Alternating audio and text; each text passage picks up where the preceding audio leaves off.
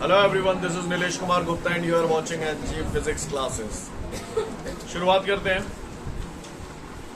पिछले टर्म पे मैंने आप लोगों को सरफेस एनर्जी के बारे में बताया था। क्लियर है सभी को सरफेस एनर्जी? सरफेस एनर्जी के साथ साथ मैंने आपको बताया था कि भैया ड्रॉप बनाने के लिए कितना वर्क डन करना पड़ता है ना, और बबल बनाने के लिए कितना वर्क डन करना पड़ता है। जब बबल होते हैं तो कितने फ्री सरफेसेस होते हैं? 2, और ड्रॉप होते हैं तो 1। सीन क्लियर है ना सभी को? अगर इतनी सारी कथा क्लियर है तो आगे की कहानी पे आता हूं। अगले क्वेश्चन में वो मुझसे बोल रहा है कि भैया एक वाटर ड्रॉप है, उस वाटर ड्रॉप को एन छोटे छोटे ड्रॉपलेट्स में कन्वर्ट करने के लिए कितना वर्क डन करना पड़ेगा। Derive the relation for the work done in converting a big drop into the n small droplets. समझ गए कहानी? वो कह रहा है पानी की एक बड़ी बूंद है और उससे एन छोटी छोटी बूंदें हमें बनानी है, तो उसके लिए हमें कितना वर्क डन करना पड़ेगा। Track the relation for the work done in converting a one big drop into the n small droplets. एक बड़ी बूंद को n छोटे छोटे ड्रॉपलेट्स में कन्वर्ट करने के लिए हमें कितना वर्क डन करना पड़ेगा। नहीं आई बात समझ में?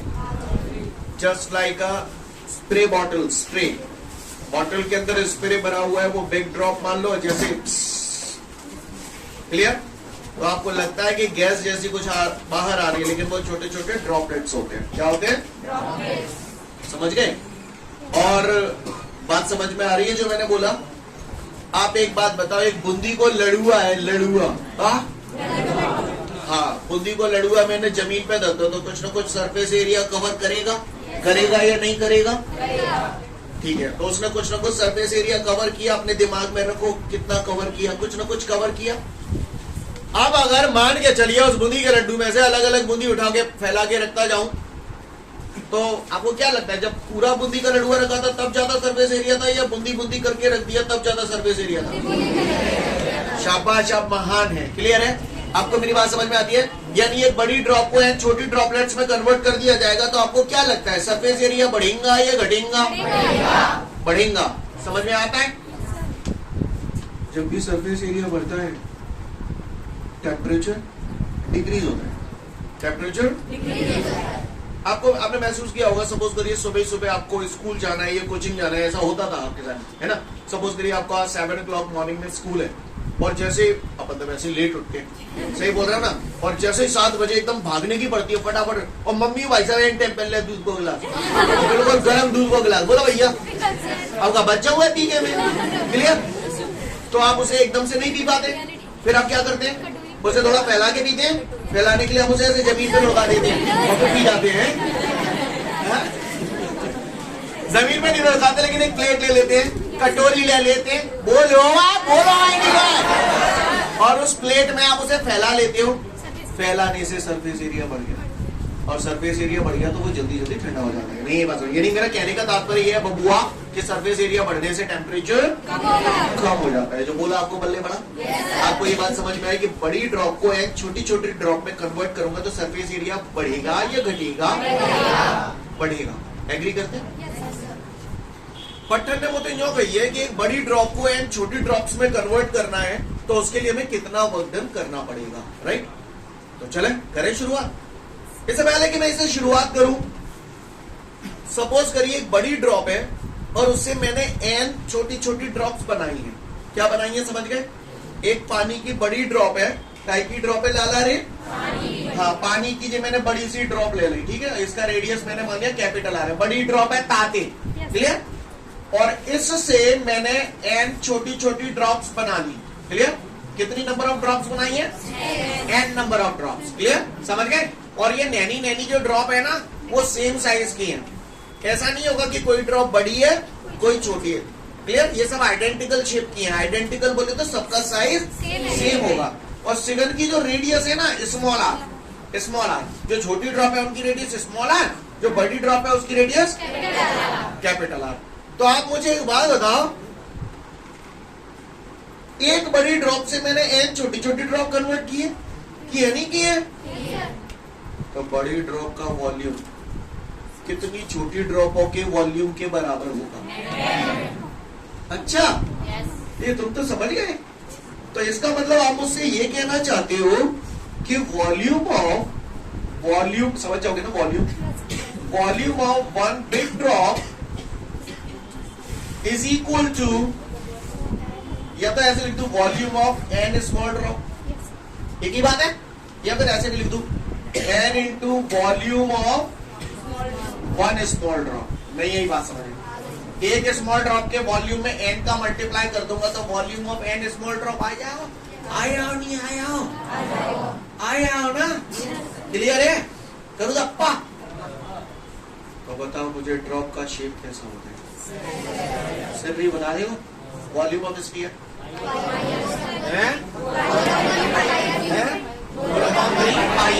क्लियर है ना? तो volume of one big drop तो 4/3 पाई आर क्यूब, कागज को परेशानी एन भैंसों की भैंसों, volume of one small drop, चलो भैया बोलो सही है?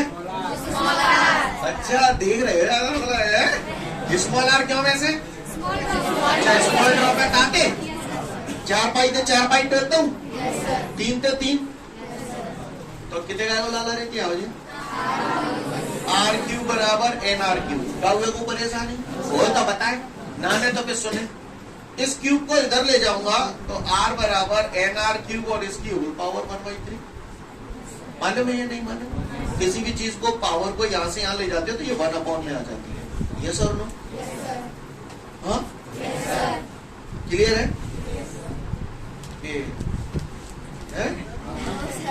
ओके तो लाला जी आ जाएगी तिहाई, पावर के ऊपर पावर होती है तो मैंने सुना है पावर का मल्टीप्लाई हो जाता है, यहाँ आर का क्यूब है, यहाँ एन पे पावर कुछ नहीं है तो 1, तो 1 का मल्टीप्लाई 1/3 से करूंगा तो 1/3, फिर आर 3 का 1/3 से मल्टीप्लाई करूंगा 3 हो गए फ्री, तो आर बराबर हो गया एन की power 1/3 into small r, equation number 1। Scene clear है? किसी को कोई परेशानी? आगे बढ़ू, आगे बढ़ते हैं। अगर यहां तक बात समझ में आ रही है तो उसने मुझसे ये पूछा है derive the relation for the work done in converting of one big drop into the n small droplets, तो वर्क डन निकालना है। तो भैया हम ज्यादा पढ़े लिखे नहीं है, पर हमको बचपन में किसी ने ये बता दिया था W बराबर T डेल्टा है। ऐसे घुर के क्यों देख रहे हैं आप लोग? मुझे आपने सुना नहीं है कभी ये जिंदगी में? वर्क डन कल ही बताई थी, बोलो हमारे तो W बराबर T delta A change in area है, ये एरिया A1 मान लिया, ये एरिया A2 मान लिया पूरे का, तो चेंज इन एरिया कितना लिखूं? A2 minus A1। Scene clear है? तो W बराबर T, क्यों A2 किसका एरिया है? कितनी स्मॉल ड्रॉप का? तो ऐसे लिखूं N into area of one small drop. नहीं यही बात समझ में? एरिया या सरफेस एरिया, क्लियर? फिर माइनस A1 क्या है? Area of one big drop. Step समझ में आया जो मैंने बोला? बोलो भैया, काउए को परेशानी? तो देखिएगा सब लोग ध्यान से, W बराबर T N into area of one small drop. Small drop भैया, ड्रॉप स्फेरिकल शेप है और area of sphere 4 pi r square. माने में ना सभी को, एरिया ऑफ स्फीयर इज, तो ये है क्या 4 पाई आर स्क्वायर, क्योंकि स्मॉल ड्रॉप है इसलिए small r. Area of one big drop come, on को परेशानी? मैंने सुना है कॉमन लेना आपके बाएं हाथ का खेल है, आज तक नहीं लिया आपने? लिया है? बताइए जरा। x माइनस वाई लिखी है, मोजा में दे y कॉमन लेनी है, कहा बच्चे को? देखो जानते कहीं तो भाई जे रोवे चिपटे जामे तो भाई कॉमन आई ना रहो, मेरे से ले लीजिए, ले नहीं जबरदस्ती ले लेते हैं ऐसे, क्लियर? अब भाई जबरदस्ती कॉमन ले लिया तो यहाँ से तो कॉमन आ रहा है, तो यहाँ तो 1 बच गया, लेकिन यहाँ से भाई कॉमन नहीं आ रहा तो यहाँ y का डिवाइड हो जाता है। मालूम है ना? ये सब बता चुका हूँ मैं, 1-2 बार पहले भी बता चुका हूँ, दोबारा बताऊं? अच्छा मैं बताऊं नहीं तुम कचू करो नहीं, क्लियर कर लोगे ना? फिर कॉमन लेना आपके बाएं हाथ का खेल है ना? है बाएं हाथ को खेल है? अच्छा आप खिलवाऊं तो मैं बाएं हाथ को खेल ही खिलवाऊं तो नहीं, मेरे बाएं हाथ तो गारंटी है। गौर से देखिएगा, लिसन एवरीवन, हेलो लिसन।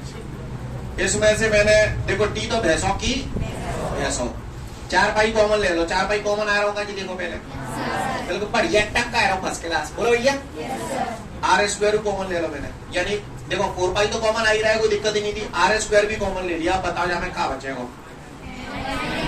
अगर तुमने बता दिया मैं तो मैं मान जाऊंगा, हाँ तो बताओ। N r square capital r square minus नहीं है, जबर ही कर रहे हैं तुम। सीन क्लियर है? सोच लो आगे, सोचो हम है? और देखिए आगे, अगर इतनी बात समझ में आ गई तो मैं छोटी पड़ गई थी, आगे बढ़ो। इसको मिटा दो, इसकी रिक्वायरमेंट तो नहीं है कोई, चलो बनो है मैं प्लॉट छोटा है। तो W बराबर जो खुसर मुसर की आवाज आ रही है, मेरा निवेदन है आपसे, बाकी बिकता है 300 ठीक लगे 300 करे, मुझे 300 ठीक लगेगा 300 में कर ले। एन आर स्क्वायर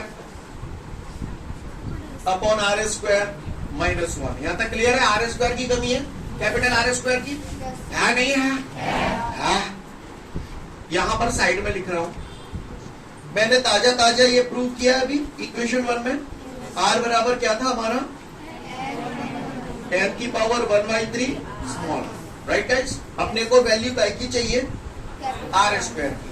तो इधर स्क्वायर करूंगा तो इधर भी स्क्वायर करना पड़ेगा, नहीं करना पड़ेगा?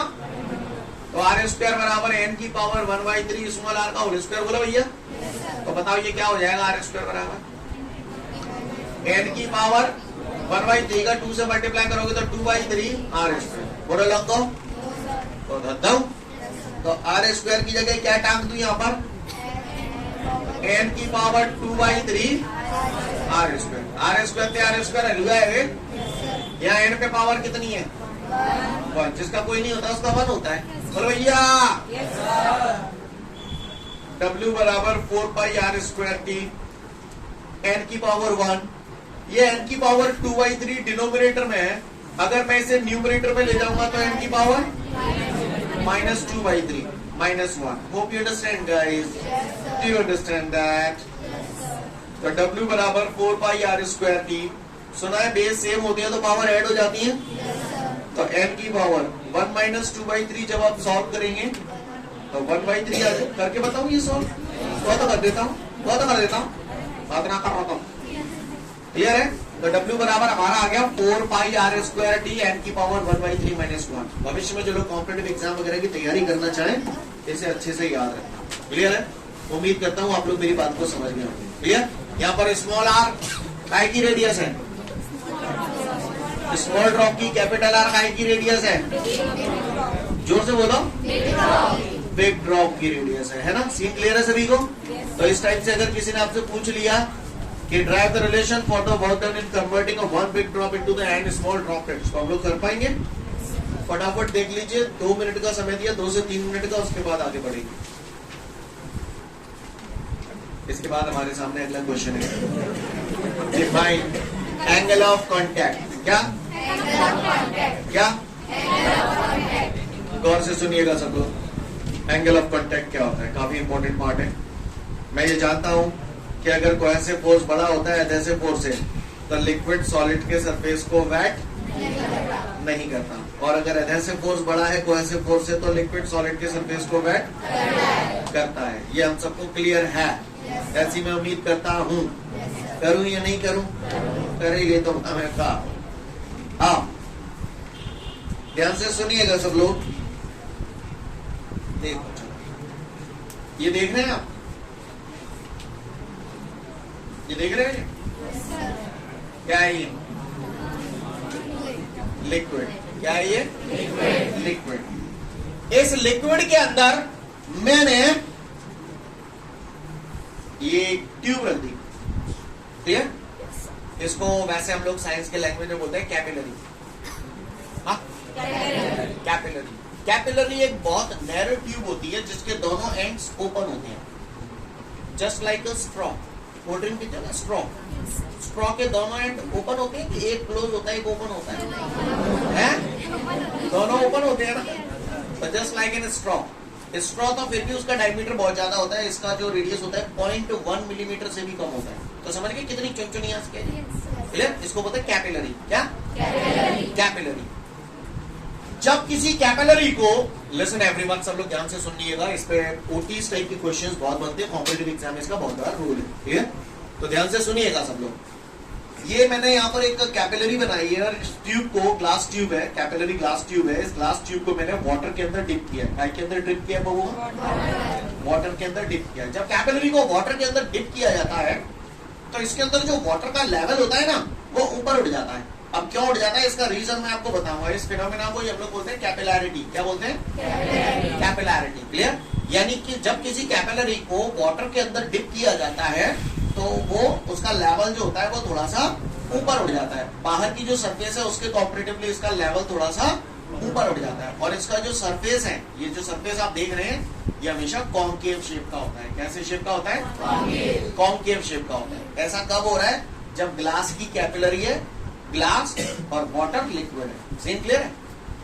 लेकिन अगर लिक्विड मरकरी हो, कौन सी करी हो? मरकरी। और इसके अंदर अगर मैं कैपिलरी को डिप करता हूं, ग्लास की कैपिलरी मैंने इसके अंदर डिप की, तो इसके अंदर मरकरी का जो लेवल होता है वो बाहर के लेवल से नीचे गिर जाता है। It falls down, right? और इसका जो शेप होता है वो ऐसा होता है, लाइक दिस। क्लियर? तो ये कैसा शेप है? Convex shape. Clear? Scene clear है सभी को? कोई दिक्कत? फिर से ये मैं नहीं बोल रहा हूं, ना मैं आपको कुछ समझा रहा हूं, मैं केवल एक एक्सपेरिमेंटल रिजल्ट आपको बता रहा हूं कि जब हमने वाटर के अंदर कैपिलरी को रखा, जब हमने वाटर के अंदर कैपिलरी को रखा तो वाटर का लेवल आउटर लेवल से ऊपर उठ गया। क्यों उठ गया, ये बात कल परसों आपके सामने आएगी कि भाई क्यों उठ गया। क्लियर? पर फिलहाल ऊपर उठ गया। और इसका सरफेस कैसा आया? कॉन्केव। ये सारी चीजें मैं कुछ बोल नहीं रहा हूं, ये एक्सपेरिमेंटल रिजल्ट बता रहा हूं, ऐसा हमने ऑब्जर्व किया। और जब ग्लास की कैपिलरी को मैंने मरकरी के अंदर डिप किया तो मैंने देखा कि मरकरी का जो लेवल था दैट फॉल्स डाउन, बाहर वाले लेवल से नीचे गिरा। क्लियर? और इसका जो शेप है वो कैसा शेप है? कॉन्वेक्स शेप है। कैसा शेप है बबुआ? कॉन्वेक्स शेप है। तो सब लोग थोड़ा ध्यान से देखिएगा जरा यहाँ पर, अब है ना, अब जरा ध्यान से सुनिएगा, क्योंकि मैं घुमा घुमा के आपसे ओटी पूछूंगा तो उस टाइम पे आप दिमाग का दही नहीं करना, बता देना प्लीज, है ना? लेकिन बता तभी पाओगे जब आप ध्यान से सुनोगे। क्लियर? Ready everyone? क्वेश्चन है हमारा, what is angle of contact? Important है, आ जाता है डेफिनेशन एग्जाम में। ठीक है? एंगल ऑफ कांटेक्ट होता क्या है, गौर से देखिएगा सभी लोग। एंगल ऑफ कांटेक्ट, पहले तो मुझे बताओ, ये समझते हैं एक्यूट एंगल 90 डिग्री से बड़ा होता है, राइट? छोटा होता है, अच्छा जानता हूं। और ऑब्ट्यूज एंगल 90 डिग्री से बड़ा होता है ना? और राइट एंगल 90 डिग्री का होता है। ऐसा हम लोग जानत है, जानत है नहीं जानत है? जानत है तो आगे बतावत है। गौर से देखिएगा सभी लोग, ये शेप कैसा है? कॉन्केव। कैसा शेप है? कॉन्केव। कैसा शेप है? कॉन्केव। ठीक है? ये पॉइंट देख रहे हैं आप, ये लिक्विड सरफेस और कैपिलरी की ये सॉलिड सरफेस, इन दोनों का पॉइंट ऑफ कांटेक्ट है। बोलो, ये जो मैंने डॉट से बना हुआ है, this is the point of contact. काय को? सॉलिड सरफेस को और ये लिक्विड की सरफेस का। सही बोल रहा हूं? इस पॉइंट ऑफ कांटेक्ट से आपने इस लिक्विड सरफेस पे क्या ड्रॉ की है? टेंजेंट। क्या ड्रॉ किया? काय पे? जो पूछा जाए वो बोलना है, नहीं तो करपटी सो लहरा देगा। पहले बोल रहा हूं, एक एक वर्ड बता रहा हूं तो वहां पे बोलना है। चूतिया टाइप के नहीं चाहिए मुझे कि चुपचाप गुम्मसुम में बैठे हैं। काय पे टेंजेंट ड्रॉ करिए मैंने? लिक्विड सरफेस पे। कहां से? पॉइंट ऑफ कांटेक्ट से। काय को पॉइंट ऑफ कांटेक्ट है? लिक्विड सरफेस और सॉलिड सरफेस कैपिलरी की। क्लियर? तो ये जो टेंजेंट है वो क्या बना रही है? एंगल। कहां से? सॉलिड सरफेस पे। कहां से एंगल बन रहा है ये? सॉलिड सरफेस से। कौन बना रही है? कहां से? सॉलिड सरफेस से। लिक्विड के अंदर बना रही है या लिक्विड के बाहर बना रही है? लिक्विड के अंदर। तो ये जो एंगल बन रहा है ना, इसी एंगल को बोलते हैं angle of contact. Clear? The tangent which is drawn at the liquid surface from the point of contact. Clear? The tangent at the liquid surface from the point of contact makes an angle with the solid surface. Makes an angle with the solid surface inside the liquid. It's called angle of contact. नहीं है मेरी बात समझ? Point of contact से liquid के surface पे कोई tangent अगर ड्रॉ की जाए तो वो टेंजेंट सॉलिड सरफेस के साथ लिक्विड के अंदर जो एंगल बनाती है, that angle is called angle of contact. Same clear है? इधर आओ. सेम प्रोसेस यहां करनी है. तो व्हाट इज दिस? ये क्या है? Liquid surface. लिक्विड सरफेस पे क्या तान दो? टेंजेंट. तो ये टेंजेंट सॉलिड सरफेस के साथ इनसाइड द लिक्विड. तो जेवारो एंगल लाऊं कि जेवारो लाऊं? जेवारो ऊपर वाला एंगल लाऊं या नीचे वाला एंगल लाऊं? नीचे वाला, क्योंकि हमें एंगल इनसाइड द लिक्विड का लेना पड़ता है. तो this is the angle of contact. नहीं है बात समझ? The tangent to the liquid surface. The tangent to the liquid surface from the makes an angle from the inside the liquid is called angle of contact. नहीं आई मेरी बात समझ? The tangent to the liquid surface, clear? The tangent to the liquid surface make an angle from the solid surface inside the liquid. This angle is called angle of contact. I hope you understood. Understood guys? Listen everyone. Figure को अपने आप ही देख लो और खुद ही रमक लो किस में angle of contact acute angle है और किस में ऑब्ट्यूज एंगल है. इसमें आपको साफ नजर आ रहा है एक्यूट एंगल है. You mean to say theta is less than 90 degree? Yes sir. You mean to say theta is greater than 90 degree? Yes or no? Obtuse angle है नहीं है? है बोलो है? समझ गए? सोच लो. सोच ली आगे सोचो वहां सोचो. अब मैं ओटी पे ओटी आपसे पूछता जा रहा हूं, तुम बताते जाना, ठीक है? पता बच्चे यार. लिसन, समझदार के लिए इशारा काफी है, चूतियों का अपन कुछ कर नहीं पाएंगे. मेरे पास एक लिक्विड है, मुझे ना मालूम कौन सा लिक्विड है, पर मेरे पास एक कैपिलरी भी है. और भाई साहब जैसे ही मैंने वह कैपिलरी को लिक्विड में डिप किया, जैसे ही कैपिलरी को मैंने लिक्विड में डिप किया, मैंने देखा कि उसमें जो लिक्विड था उसका जो सरफेस था वो कॉन्वेक्स था. कुछ तो समझ गए आप? ऑप्शन नंबर ए ओटी ऑप्शन है. Cohesive force is greater than adhesive force. Option number B cohesive force is lesser than adhesive force. Next, can't say or D, none of these. पहला मैंने बोला था cohesive force is greater than adhesive force, और second मैंने बोला cohesive force is lesser than adhesive force. मोए मानो को कितने को बड़ा चूतिया हो, पर भाई जी समझ में आएगी जीवारों केस लग रहा हूँ, क्योंकि कॉन्वेक्स चीज के कहती कॉन्वेक्स है तो ये मरकरी वालों केस हो, मालूम मरकरी चिपका नहीं नाने मरकरी चिपकी ना रोजा को मतलब का हो. cohesive force is greater than adhesive force. First option is correct. और चलो भाई साहब लिक्विड है, मेरे पास एक लिक्विड है और लिक्विड है, वो लिक्विड है ना, लिक्विड है और वो लिक्विड ग्लास से चिपकता है. जब उस लिक्विड में मैंने किसी कैपिलरी को डिप किया तो उस कैपिलरी के अंदर लिक्विड का लेवल उठ जाएगा या गिर जाएगा? समझ गए? क्योंकि चिपक कर रहा है जाएगा मतलब पानी वाला केस लगेगा, पानी वाला केस है. नहीं है मेरी बात सुनिए. सीन क्लियर है? लिक्विड है मेरे पास, एक लिक्विड है और उसकी कंडीशन ये है कि उसमें cohesive force greater than adhesive force होता है. Cohesive force is greater than adhesive force होता है. तो क्या हुआ, मैंने उस लिक्विड में जब कैपिलरी को डाला तो मुझे बता दो कैपिलरी के अंदर लिक्विड का सरफेस कैसा होगा? कॉन्वेक्स. समझ गया ना? कौन सा वाला केस लगेगा, जेवारो या जेवारो? जेवारो. क्लियर है? नहीं है मेरी बात समझ? सीन क्लियर है? पक्का पक्का.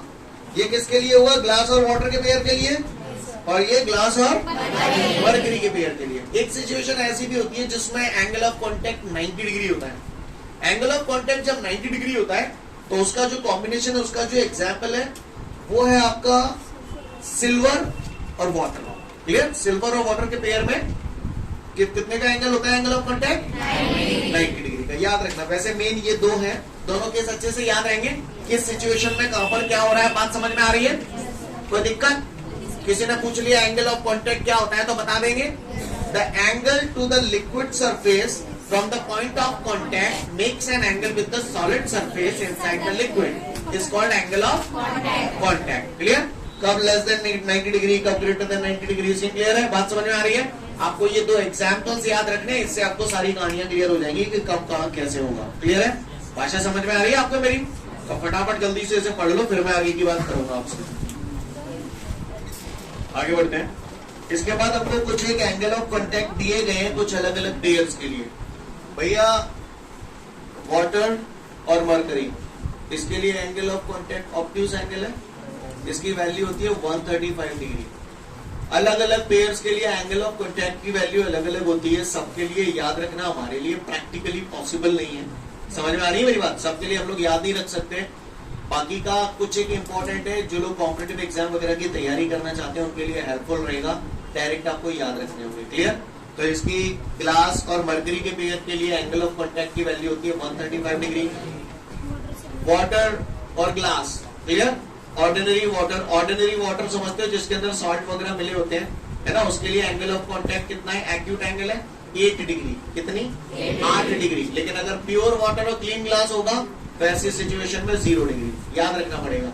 और सिल्वर और वाटर के पेयर के लिए 90 डिग्री। ये कुछ एक इंपॉर्टेंट दिए हैं, आपके ओटी वगैरह में आ सकते हैं, आपको डायरेक्ट लगा नहीं होंगे। क्लियर? तो वही लिखे हुए एक बार देख लें, फिर मैं आगे बढ़ूंगा। अगला बोल रहे हैं drive the relation for the excess pressure inside the drop, है ना? ड्रॉप है ना? Look everyone, hello. मेरे पास 5 रुपए, आपके पास 3 रुपए। किसके पास एक्सेस अमाउंट है? कितना? कैसे निकाला? हाँ, मेरे बच्चे कितना एक्सेस अमाउंट है? तो आपने बोला 2। आपने बड़े में से छोटा घटा दिया। बोलो बस आज क्या देता हूं? बोलो। एक बंदे के पास X रुपए है, दूसरे के पास Y रुपए है। समझना, चुटियों की तरह रिएक्ट मत करना। एक बंदे के पास X रुपए है, दूसरे के पास Y रुपए है, और मुझे मालूम है X बड़ा है Y से, तो एक्सेस अमाउंट कितना हुआ? X minus Y। समझ में आई? अभी तो बताए। हाँ, एक बंदे के पास X रुपए है, दूसरे बंदे के पास Y रुपए है, मुझे मालूम है कि X बड़ा है Y से, तो ऐसी सिचुएशन में एक्सेस अमाउंट कितना हुआ? इंटरनल प्रेशर P1 है, एक्सटर्नल प्रेशर P2 है, और मुझे मालूम है P1 बड़ा है P2 से, तो एक्सेस प्रेशर कितना है? आप महान हैं, आप धन्य बच्चे हैं, कसम से, रियली आप धन्य बच्चे हैं। आइए देखते हैं। काहे? कोई भी चीज उस पर ग्रेविटी के कारण फोर्स कहाँ लगता है? नीचे। लगता नहीं लगता? ये मैंने यहां पर एक वाटर ड्रॉप बनाई है। क्या बनाई है? This is the water drop. देख पा रहे हैं आप लोग? नहीं देख पा रहे?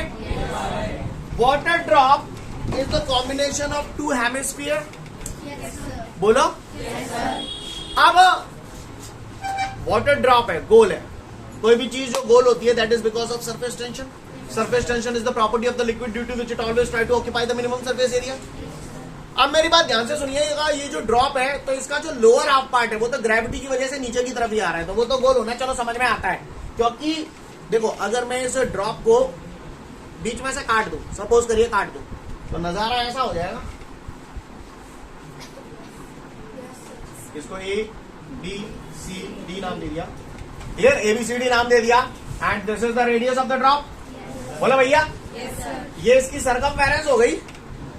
बोलो भैया, ये जो ड्रॉप है ये इसकी सरकमफेरेंस हो गई। यस और नो? इस सरकमफेरेंस पे जितने भी मॉलिक्यूल होंगे उसमें डाउनवर्ड डायरेक्शन में ग्रेविटी की वजह से फोर्स लग रहा होगा। क्लियर?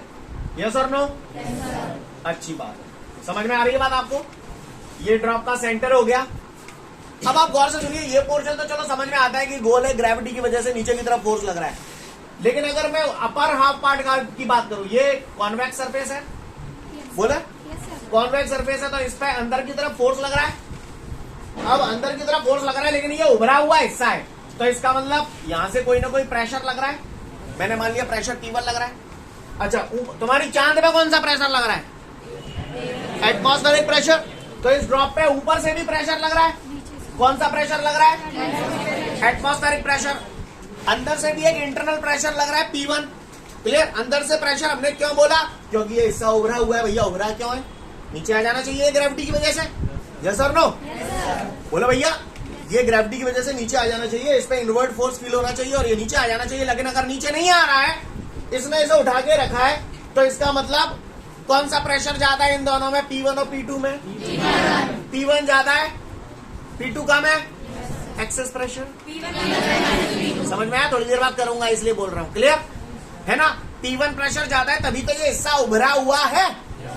क्या ये और फूल रहा है? क्या ये नीचे जा रहा है? बैलेंसिंग पोजीशन में, इक्विलिब्रियम पोजीशन में। Listen everyone, in equilibrium position, in equilibrium position. तो गौर से देखिएगा, यहां पर फोर्स लग रहा है इंटरनल प्रेशर की वजह से। बोलो, अंदर से जो फोर्स लग रहा है इंटरनल प्रेशर P1 की वजह से, और बाहर से जो फोर्स लग रहा है वो एक्सटर्नल फोर्स P2 की वजह से। दूसरी बात, सरफेस टेंशन के कारण भी इस पे फोर्स लग रहा होगा, जिसकी वजह से इसका शेप गोल हो रहा है। यस और नो? तो इक्विलिब्रियम पोजीशन में क्या हो रहा है, जब ये कहीं नहीं जा रहा है तो जितना फोर्स अंदर से बाहर की तरफ लग रहा होगा उतना ही बाहर से। तो इक्विलिब्रियम पोजीशन में मैं ऐसे बोल सकता हूं, force due to internal pressure P1, ये इंटरनल प्रेशर की वजह से फोर्स हो गया, बराबर फोर्स ड्यू टू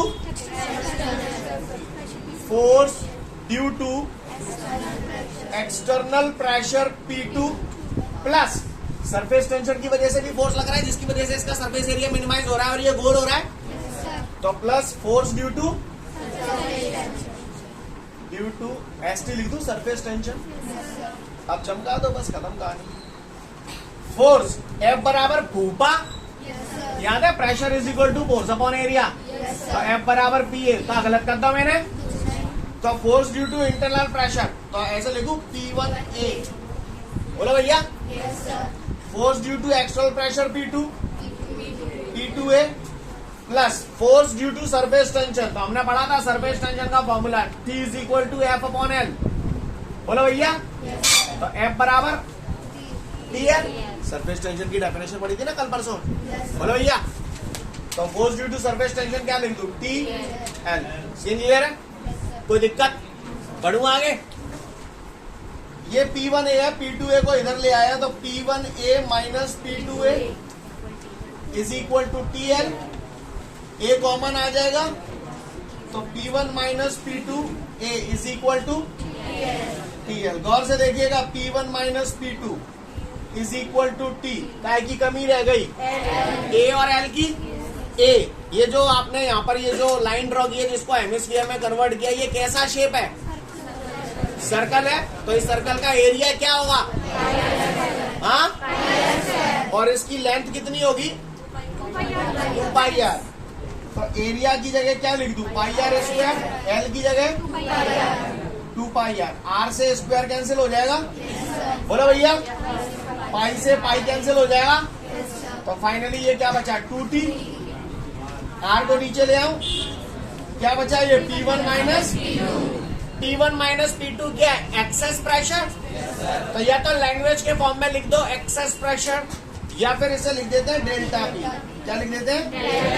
तो delta P is equal to 2T upon R। This is the relation for the excess pressure inside the drop. कोई देखो भैया, ये हिस्सा उभरा हुआ दिखाई दे रहा है, इसका मतलब अंदर से प्रेशर ज्यादा है और बाहर से कम है।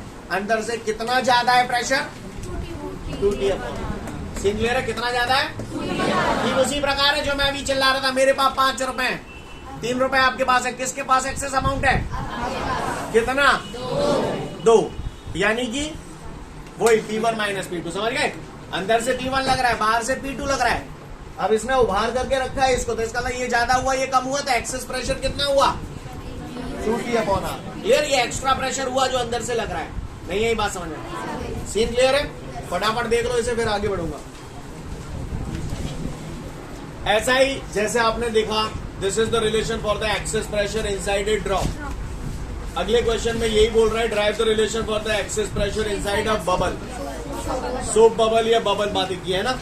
तो जब बबल की बात आ गई, पूरी कहानी सेम है as it is, same situation. अब force due to surface tension, तो सरफेस टेंशन T बराबर F अपॉन L। अब चूंकि बबल है तो कितने फ्री सरफेस हुए? 2। तो T is equal to F upon 2L होगा। तो F इज इक्वल टू कितना हो जाएगा? T इंटू, तो ऐसे लिख दू 2TL, बोलो भैया। तो force due to surface tension 2TL, clear. अब TL की जगह 2 पाई 2 कर दू, 2 2 तो 4T अपॉन R। नहीं ये बात समझ, देख लो फटाफट, उल्लू बना दिया, चक्का चला दिया, देख लो फटाफट बुद्धि में। ठीक है, तो फिर आज के लिए पर्याप्त है, कल फिर मिलते हैं। Thank you everyone, have a great day to all of you guys. जय।